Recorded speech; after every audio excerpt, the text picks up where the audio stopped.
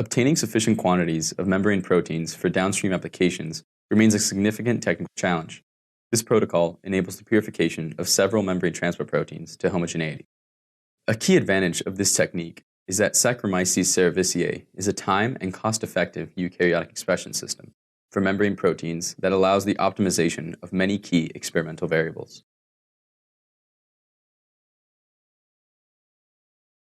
Begin by inoculating 3 transformed yeast colonies in 50 milliliters of complete supplemental selective medium without histidine, supplemented with yeast nitrogen base and 2% glucose for an overnight incubation at 190 rotations per minute and 30 degrees Celsius. Remove the culture the following day. Use a spectrophotometer to determine the optical density at 600 nanometers or OD 600.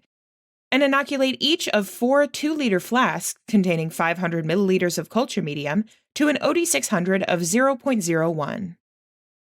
Then, shake the cultures at 190 rotations per minute at 30 degrees Celsius for 30 hours to allow the cells to consume all of the glucose and to grow to a high density.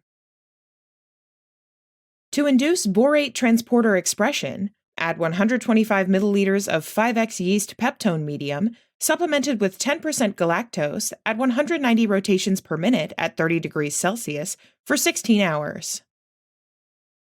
Then, harvest the yeast cells by centrifugation and resuspend the pellet in 100 milliliters of cold water.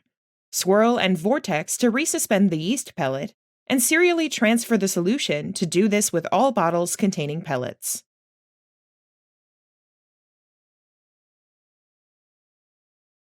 To harvest